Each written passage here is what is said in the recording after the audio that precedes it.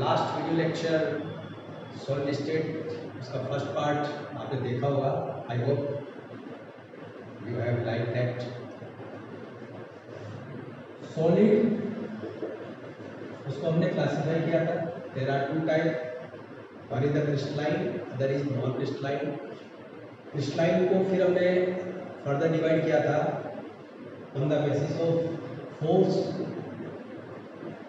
और on the basis of geometry. ठीक है, on the basis of force हमने क्लासिफाई किया था 4 कैटेगरीज में: ionic, covalent, metallic and molecular. So today we will discuss about the solid, crystalline solids classified on the basis of force. उसमें एक छोटा सा क्वेश्चन बन जाता है कई बार, तो आपको क्या करना है, आयोनिक क्रिस्टलाइन सॉलिड क्या होता है। ये जितने भी पार्ट्स है इसको आप 3 कैटेगरीज में क्लासिफाई करेंगे। तो फर्स्ट कैटेगरी जो इसकी आएगी उसको अपन ऑलरेडी डिफाइन करेंगे, डेफिनेशन क्या होती है। Those crystalline solid in which constituent particles are ions. ठीक है, जस्ट लाइक अगर मैं आपको कहूँ कोवलेंट क्या होता है, तो कोवलेंट में कॉन्स्टिट्यूएंट पार्टिकल एटम होता है। Those crystalline solid in which constituent particles are ions are known as ionic crystalline. Those have in the constituent particles are atoms are known as covalent. Okay, and those crystalline solid in which constituent particles are molecules, these are known as molecular crystalline, and in which the constituent particles are metal atoms, and these are known as metal. हमने 4 parts में divide किया था, आपने देखा होगा lecture. उसमें first क्या था आयोनिक, सेकंड क्या था कोवलेंट, थर्ड क्या था मॉलिक्यूलर और फोर्थ क्या था metal. Okay, so what is the define of the ionic? The crystals in which constituent particles are ions. Okay, second आप उसकी क्या करेंगे, आप जो बुक में से भी पढ़ेंगे, मैंने आपको पहले ही कहा था कि आप बुक में से जितना ज़्यादा पढ़ेंगे उतना ही परफेक्शन अच्छा होगा। तो इनकी आयोनिक क्रिस्टलाइन की प्रॉपर्टीज क्या होती है? तो आयोनिक बॉन्ड के कंपाउंड को आपने थोड़ा बहुत अगर 11th क्लास में पढ़ा हो, तो व्हाट आर द प्रॉपर्टी? वो इनके मेल्टिंग पॉइंट क्या होते हैं? बहुत high melting point oblique boiling point. और ये क्वेश्चन आ जाएगा, why melting and boiling point of ionic crystals is high? Reason is very simple, क्योंकि इनके बीच का जो फोर्स है, अच्छा कौन सा फोर्स होगा आयंस के बीच में? एक प्लस है एक माइनस है, कौन सा फोर्स होता है? Correct, it is electrostatic attraction force. तो strong electrostatic attraction force is very high, so the boiling point and melting point of the ionic crystal is very high. तो ये क्वेश्चन भी हो गया और ये अपनी प्रॉपर्टी होगी। एक और प्रॉपर्टी है इनकी आयोनिक क्रिस्टल्स की, सेकंड प्रॉपर्टी है these are very hard, these are very hard. एक और क्या होते हैं ये? Brittle in nature.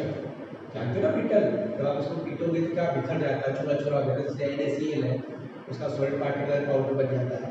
तो अगेन ये क्वेश्चन आ गया कि ये इतने हार्ड क्यों होते हैं? क्योंकि इनके बीच का जो फोर्स होता है वो बहुत स्ट्रॉन्ग होता है। एक और प्रॉपर्टी क्या है? ये बहुत अच्छा क्वेश्चन भी है। Now this shows conductance in molten. आपने पढ़ा होगा छोटी क्लास में, द आयोनिक कंपाउंड और ionic crystal does not show conductance, thermal और इलेक्ट्रिकल। 2 तरह की कंडक्टेंस है, एक थर्मल कंडक्टेंस और एक इलेक्ट्रिकल कंडक्टेंस। तो आयोनिक कंपाउंड जो होते हैं वो सॉलिड स्टेट में, this is the question, the ionic compound does not show conductance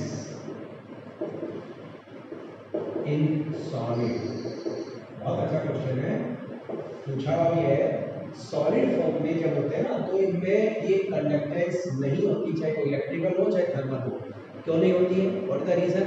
9 10 में भी है ये क्वेश्चन, पढ़ा होगा आपने साइंस के अंदर। Reason is very simple, conductance कौन करता है? कंडक्टेंस करते हैं ions, but ions are not free. So what is the answer of this question? Ions are not free because the cation or anion are bound strongly, so these are not free. तो ion free होगा वही तो conductance करेगा। Conductance कौन करता है? या तो इलेक्ट्रॉन करते हैं या आयंस करते हैं। अपन नेक्स्ट चैप्टर आएगा इलेक्ट्रोकेमिस्ट्री, जब अपन बात करेंगे तो कंडक्टेंस का रीजन कौन है? या तो आयंस या इलेक्ट्रॉन्स। तो आयन क्रिस्टल में कौन होते हैं?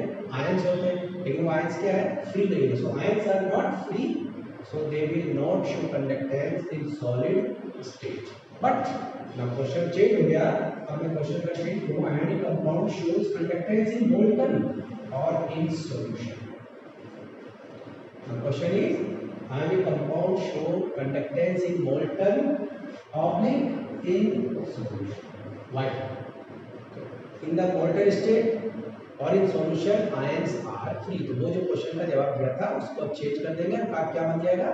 Now ions are free to move, so now they show conductance in molecule और in solution state. Okay, now the third state में आप क्या करेंगे? एक एग्जांपल देंगे। एग्जांपल क्या है? आपको बता रखा था NaCl, ACl, ZnS, calcium chloride. There are so many examples of ionic crystal material. Okay, so now अगर आपके छोटा सा क्वेश्चन आता है बोर्ड के अंदर, what are ionic crystalline material या what are ionic crystals, how you will write in the board exam. लेकिन मैं आपको बोर्ड एग्जाम के हिसाब से इसको समझा रहा हूँ, और अगर आप थोड़ा सा ढंग से पढ़ेंगे, इसको बुक में से पढ़ेंगे तो आपका कॉम्पिटिशन भी तैयार हो जाएगा। अगर नीट या अचीवमेंट का की तैयारी अच्छी होगी तो आयनिक क्रिस्टल सबसे पहले डिफाइन रहेगी, in which the constituent particles। इस लाइन को आप सेट कर लीजिए, लिख लीजिए, ताकि आपको बार बार रटने की जरूरत नहीं पड़े। Constant particles are ions, there is a strong electrostatic force। Now what are the property? The melting point, boiling point, hardness, why these are very hard, why they show conductance in molten or solution, does not show in a solid state, and what are the example? एक छोटा सा question 1 और 2 marks का तैयार होगा। Okay, now the second what are covalent. इन्हीं points के basis पे आप कोवलेंट को भी क्या करेंगे? डिफाइन करेंगे। What are covalent crystalline material? Covalent crystalline compound कह लो, सॉलिड कह लो, कुछ भी कह लो। फर्स्ट वही डिफाइन आएगी। क्या डिफाइन कर रहे हैं?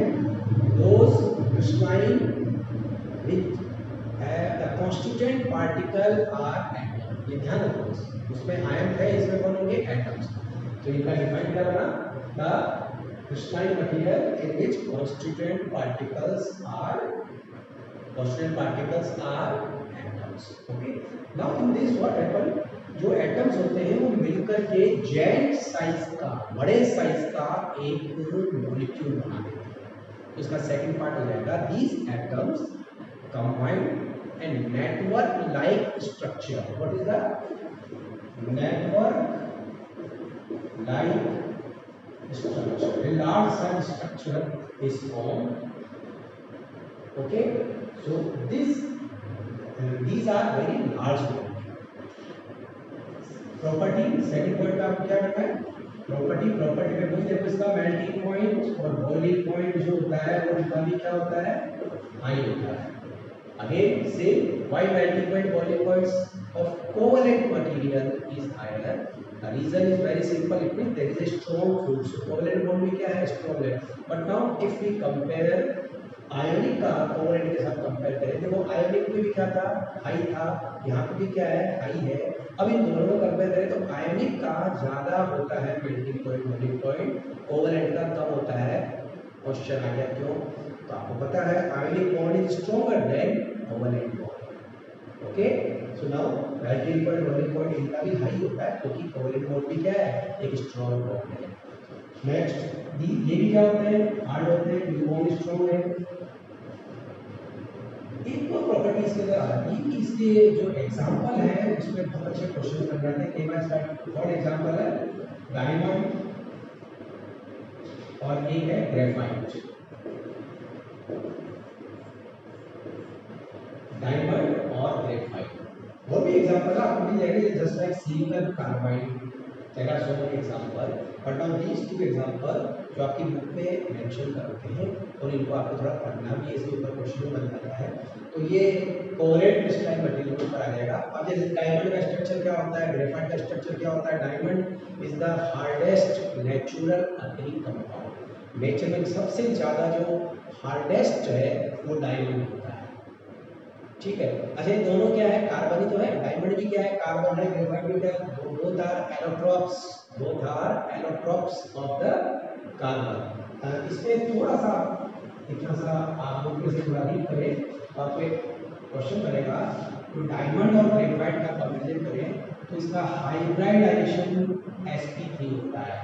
क्वेश्चन पूछ लेता है what is the hybridization of diamond, it is sp3, and what is the hydration, it is sp2, remember this। एक और बहुत अच्छा क्वेश्चन है कि ये जो डायमंड होता है ये नॉन कंडक्टर है, it is non conductor, whereas graphite क्या होता है, कंडक्टर होता है। Why, this is the question, why graphite is conductor, और answer is very simple, because in graphite there is one electron free। देखो कार्बन के पास कितने इलेक्ट्रॉन होते हैं, 4, आउटर शेल में 4 होते हैं ना, तो 3 इलेक्ट्रॉन का यूज कर लिया इसमें और रिमेनिंग जो इलेक्ट्रॉन होता है वो कंडक्टेंस शो करता है। तो आंसर क्या है, there is a free electron, okay, तो दिस विल शो कंडक्टेंस।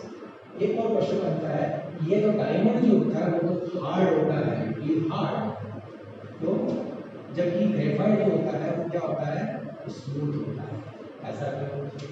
तो डायमंड हार्ड है क्योंकि sp3 हाइड्रेशन है, नेटवर्क लाइक स्ट्रक्चर बना करके और कॉम्पैक्ट स्ट्रक्चर हो जाता है, रिजिड स्ट्रक्चर हो जाता है, तो ये तो हार्ड हो जाता है। तो डायमंड हार्ड क्यों होता है, उसका रीजन है sp3 hydration form network like structure. But graphite का आपने पढ़ रखा होगा, कैसा होता है बताओ, ग्रेफाइट का स्ट्रक्चर क्या होता है, पढ़ रखा ना आपने, क्या होता है, it is hexagonal layer structure होता है। तो इसकी जो लेयर्स होती है बुक में देखना स्ट्रक्चर, तो एक लेयर दूसरी लेयर के ऊपर क्या होती है, वीक फोर्स होता है, स्लिप होती है। तो it is hexagonal layer like structure and there is a weak force between the layers and they slip on each other, so it is smooth. तो ग्रेफाइट क्या होता है, स्मूथ होता है, इसलिए इसको लुब्रिकेंसी के रूप में, यानी जो आपके हेवी मशीन्स की होती है वहाँ पे इसका यूज करते हैं। तो there is a small question about the diamond and graphite, what is the difference, तो you can make your notes after reading from the book and you can prepare a very good question, okay. So now this was about the covalent crystalline material. पहले अपन ने क्या पढ़ा, ionic, फिर क्या आ गया, covalent, अब क्या आएगा बताओ, molecular, okay। Now what are molecular crystalline material, again देखो डिफाइन, कोई सिंपल सा पार्ट है। थर्ड कैटेगरी क्या आ गई, मॉलिक्यूल। आयोनिक में कांस्टिट्यूएंट पार्टिकल कौन था, आयंस। कोवलेंट में कौन था, एटम। तो बताओ मॉलिक्यूलर में कौन होगा, absolutely right, molecule. So those crystalline material in which constituent particles are molecule are known as molecular crystalline solid। हम पढ़ क्या रहे हैं, क्या पढ़ रहे हैं हम, क्रिस्टलाइन मटेरियल पढ़ रहे हैं, क्रिस्टलाइन सॉलिड पढ़ रहे हैं, उसका क्लासिफिकेशन पढ़ रहे हैं। तो ये मॉलिक्यूलर क्रिस्टलाइन की डिफाइन कर रही है। उसको भी हमने आपको पता है 3 पार्ट्स में डिवाइड किया था, पता है। पहला पार्ट क्या था उसका बताओ, it is non polar molecular. दूसरा पार्ट, सेकंड पार्ट क्या था बताया, it is polar, yes very good. And third part क्या था, it is hydrogen bonded, means the molecule. And remember this is most important for board and competition purpose, क्योंकि इसमें से छोटे छोटे क्वेश्चंस ज्यादा बनते हैं। देखो आयोनिक सब अच्छे एग्जांपल जानते हैं, कोवलेंट का एग्जांपल भी बच्चे पढ़ लेते हैं, लेकिन ये मॉलिक्यूलर के जो एग्जांपल्स हैं वो बच्चों को याद नहीं आते हैं, उसको गलत करके आ जाता है। अगर मैं कहूँ नॉन पोलर, इसका मतलब आपका मॉलिक्यूल क्या होगा, नॉन पोलर होगा। अब कई बार बच्चे सर पोलर और नॉन पोलर होता क्या है, what is the meaning of the polar and non polar. तो देखो आपने देखा होगा, क्योंकि ये क्या है, कोई भी मॉलिक्यूल बनता है इसके बनता है atoms by the shape, just like chlorine और chlorine, chlorine molecule is formed by the chlorine atom, तो किससे बना, by the sharing of the electron, because the electron negativity of both is same, electron negativity is same, तो इसमें जो bonding के electron है वो कहाँ रहेंगे, बीच में रहेंगे। लेकिन अगर मैं कहूँ कि अगर HCl होता, जस्ट लाइक H और Cl आ जाता है, आपको पता है HCl वाले केस में क्या होता है, इलेक्ट्रोनिन की इलेक्ट्रोनेगेटिविटी ज्यादा होती है, electronegativity of chlorine is higher, so this electron will attracted towards Cl, partially this will negative and partially is positive। तो यहाँ पे क्या हो गया, develop charge, partially positive partially negative। तो इस तरह से किसी भी बॉन्ड के अंदर इलेक्ट्रोनेगेटिविटी का डिफरेंस होने से बॉन्ड के अंदर partial negative partial positive charge develop हो जाता है। This is known as dipole. इसको क्या बोलेंगे बेटा, डाइपोल। क्योंकि आपने 11th क्लास नहीं पढ़ी, मुझे भी पता है, आपको भी पता है, तो ऐसी छोटी छोटी बातें आपको नहीं आती है, तो इसलिए मैं लेक्चर के अंदर क्या करूँगा, उन बातों को भी डिस्कस कर लेता हूँ जो आपको प्रॉब्लम क्रिएट करती है। So now it's clear what is the meaning of polar और नॉन पोलर। तो पोलर कौन होता है, प्लस माइनस वाला, ठीक है, लेकिन नॉन पोलर क्या होता है, जिसमें प्लस माइनस नहीं होता है। तो नॉन पोलर कौन कौन आएंगे, जैसे Cl2 आ गया, O2 आ गया, नाइट्रोजन आ गया, हाइड्रोजन आ गया, इस तरह की जो गैसेस हैं, क्योंकि दोनों की इलेक्ट्रोनेगेटिविटी सेम है, chlorine chlorine, oxygen oxygen, nitrogen nitrogen, hydrogen hydrogen, electronegativity क्या है, सेम है। ऐसे एक बहुत अच्छा एग्जांपल है इनर्ट गैसेस, बहुत अच्छा एग्जांपल है CO2, dry ice, dry ice. आपको सब आप सॉलिड की बात कर रहे हो, यहाँ पे गैसेस आ रही है, और तो बेटा गैस को सॉलिड फॉर्म की बात कर रहे हैं। जब गैस सॉलिड फॉर्म में रहेगी तो वो जो क्रिस्टल्स कहलाएंगे वो नॉन पोलर मॉलिक्यूलर क्रिस्टल्स कहलाएंगे। तो आपके क्वेश्चन जो बनेगा, what are the example, you can say all these are what, these are non polar. तो नॉन पोलर का मतलब समझ में आया, ओके। तो नॉन पोलर कौन होते हैं, इतने सारे हैं। इसमें ये बहुत बार पूछा हुआ है, inert gases, inert gases will behave as a non-polar molecular solid। और भी कुछ एग्जांपल हो जिनको आपको नोट करना है, जैसे लाइक आयोडीन क्रिस्टल्स, ये बहुत बार पूछा हुआ है। आयोडीन वैसे क्या वेपर फॉर्म में रहती है, लेकिन इसके क्रिस्टल्स बन जाएंगे, तो आयोडीन के जो क्रिस्टल्स होंगे वो भी क्या होंगे, नॉन पोलर होंगे, यानी नॉन पोलर वाले जो एग्जांपल है।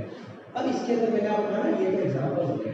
अब इसकी क्या आएगी, कैटेगरीज आएगी। इनके बीच में फोर्स कैसा होता है, मॉलिक्यूल के बीच में जो फोर्स होता है वंडरवाल फोर्स होता है। आपने शायद पढ़ा होगा या नहीं पढ़ा होगा, मुझे नहीं पता आपने 11th में क्या पढ़ा करी। ये सारा मामला सब कोरोना खा गया, अभी भी आए जा रहा है, पता नहीं ये पीछा नहीं छोड़ रहा है आपका तो मेरा, ओके। तो बेटा इसमें होता है दूसरा एक बहुत अच्छा इंपॉर्टेंट पार्ट, देखो एग्जांपल की बात आता है, फोर्स की नेचर बात करेंगे, कौन सा फोर्स होता है, लंडन फोर्स होता है। It is the van der Waals force, and van der Waals force there was 5 types of force. तो उसमें 5 टाइप्स में से एक जो टाइप्स होता है उसको अपन बोलते हैं लंडन फोर्स।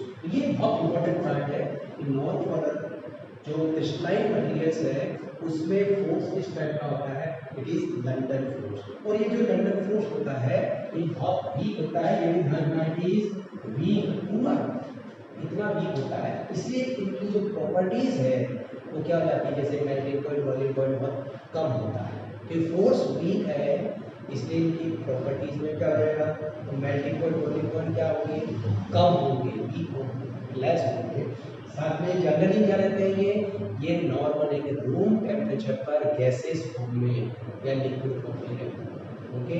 और ये क्या होते हैं, स्मूथ होते हैं। 3 बातें, एक तो melting point boiling point discuss करना है, दूसरा ये किस फॉर्म में रहते हैं, जनरली रूम टेम्परेचर पे गैसेस फॉर्म में रहेंगे, तब ये सब गैसेस ही हैं, ये सब क्या है, गैस है रूम टेम्परेचर के ऊपर, ठीक है। और ये क्या होता है, सॉफ्ट होते हैं। तो इस तरह से आपके इनके ऊपर एक क्या बन जाएगा, छोटा सा क्वेश्चन बन जाएगा। आप बुक से पढ़े, मैं बार बार कह रहा हूँ बुक को पढ़ो, मैं समझा देता हूँ, अब आप बुक से पढ़ेंगे आपको पूरा अच्छे से क्लियर हो जाएगा।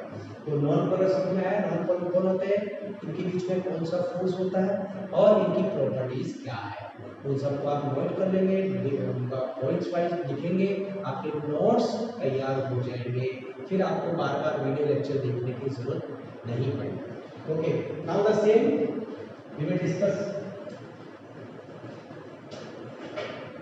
नॉन पोलर के बाद क्या आएगा, पोलर आएगा। अभी बात करिए अपन ने पोलर, तो ये आपके सामने एग्जांपल था एलसीएल का। तो पोलर आपने को डिफाइन नहीं करना है, पोलर नॉन आपको पता होना चाहिए पोलर और नॉन पोलर। तो क्या एग्जांपल आया, देखो एलसीएल आया, अमोनिया आई, SO2 आई। अब देखो इधर CO2 क्या था, नॉन पोलर, SO2 क्या है, पोलर।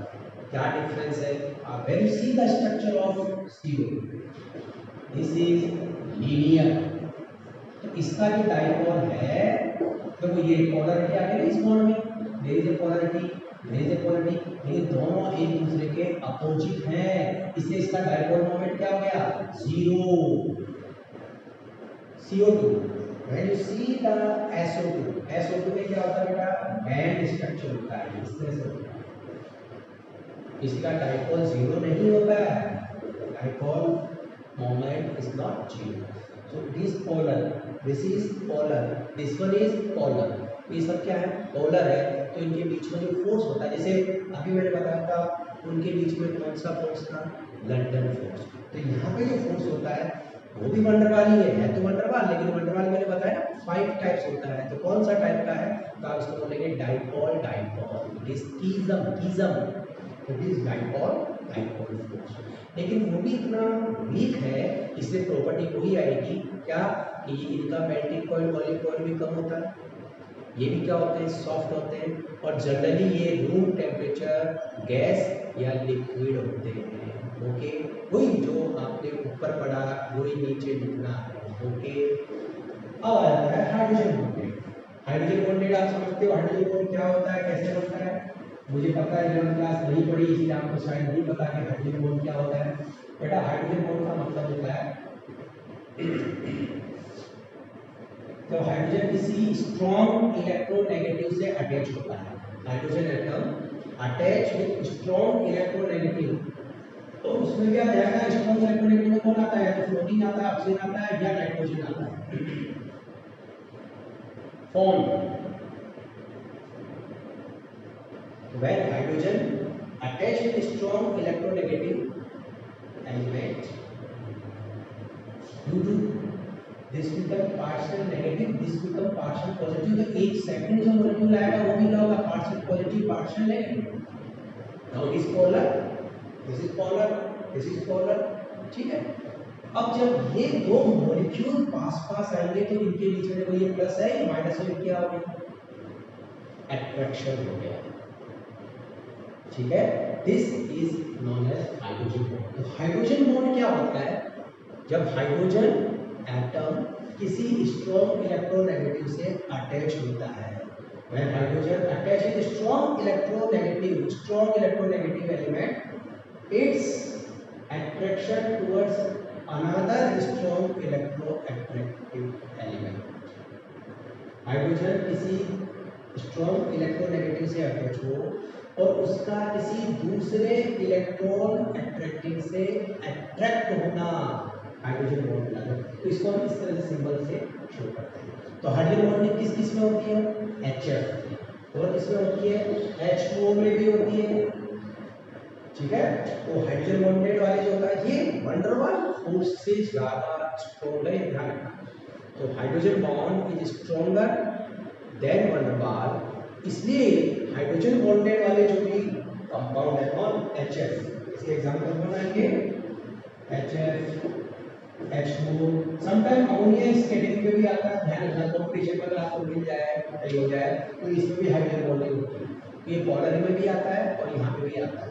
तो ये इसके एग्जांपल है, लेकिन ये थोड़ा हार्ड होते हैं। तो रूम टेम्परेचर के ऊपर ये जनरली सॉलिड या लिक्विड रूप में रहते हैं, गैस फॉर्म में नहीं रहते। और ये थोड़े हार्ड होते हैं, जबकि वो दोनों क्या थे, स्मूथ थे। तो अब आप बुक में पढ़ोगे इसको तो मॉलिक्यूलर जब आप देखोगे इसकी 3 कैटेगरी मिलेगी आपको, और 3 कैटेगरी के ऊपर कुछ प्रॉपर्टी और एग्जाम्पल मिलेंगे, उनको नोट डाउन करेंगे, उनको लिखेंगे, तो आपकी बहुत अच्छी प्रिपरेशन हो जाएगी। Okay, now the last one is metal. What is, मैंने आपको बताया ना देयर आर 4 कैटेगरीज, 4 कैटेगरीज बताई गई। पहली कौन सी थी बताओ, आयोनिक, दूसरी क्या थी, कोवेलेंट, थर्ड वन मॉलिक्यूलर, और फोर्थ क्या आ रही है, मेटल। मेटल क्रिस्टल क्या होते हैं बताओ, क्या डिफाइन आएगी, those crystalline material in which constituent particles are metal. Okay, metal atom होता है इसमें। अब इसके एग्जांपल वगैरह आपको पता है, जितनी भी मेटल्स होती है वो सब इसके एग्जांपल होंगे, कॉपर है, सिल्वर है, गोल्ड है, सोडियम है, आयरन है, सारी मेटल इस कैटेगरी में। इसके बीच में फोर्स के साथ आप बताओ, what type of force present in metal. कोई पूछ ले आपसे, कोई बोलेगा आयोनिक बॉन्ड, कोई बोलेगा covalent bond, no it is wrong. Remember, metal atoms के बीच में जो फोर्स होता है वो ना तो आयोनिक होता है ना कोवेलेंट होता है, it is a specific bond and this is known as metallic bond. तो मेटेलिक बॉन्ड एक स्पेसिफिक टाइप का बॉन्ड है जो ना आयोनिक होता है, ना कोवेलेंट होता है, ना कोऑर्डिनेट होता है, ना हाइड्रोजन होता है, ना वंडरवाल होता है, कुछ भी नहीं होता। क्या होता है, नया ही नाम दे दिया, क्या, मेटेलिक बॉन्ड। तो मेटल एटम के बीच में जो बॉन्ड होता है। अब इसकी प्रॉपर्टी, मेटल की प्रॉपर्टी क्या क्या पढ़ी थी आपने छोटी क्लास में पढ़ी होगा। मेटल्स में क्या होती है, एक तो melting point, boiling point high होता है। सेकंड ये क्या होती है, लस्टर होती है ना, और कंडक्टेंस शो करती है, थर्मल कंडक्टर होते हैं, होते नहीं होते हैं, इलेक्ट्रिकल कंडक्टर होते हैं, ठीक है। तो ये इसकी प्रॉपर्टी जो आपको पता है, लेकिन अब मोस्ट ऑफ इम्पोर्टेंट पार्ट का जो मुझे डिस्कस करना है और वो है मेटेलिक के अंदर बॉन्ड। ये मेटेलिक बॉन्ड होता क्या है, इसके लिए हमारे पास अलग अलग थ्योरीज आ रखी है जिसको हमको डिस्कस करना है। तो ये पूछता है what are the metallic bond, metallic bond होता क्या है। इसलिए एक तो आता है फ्री इलेक्ट्रॉन थ्योरी,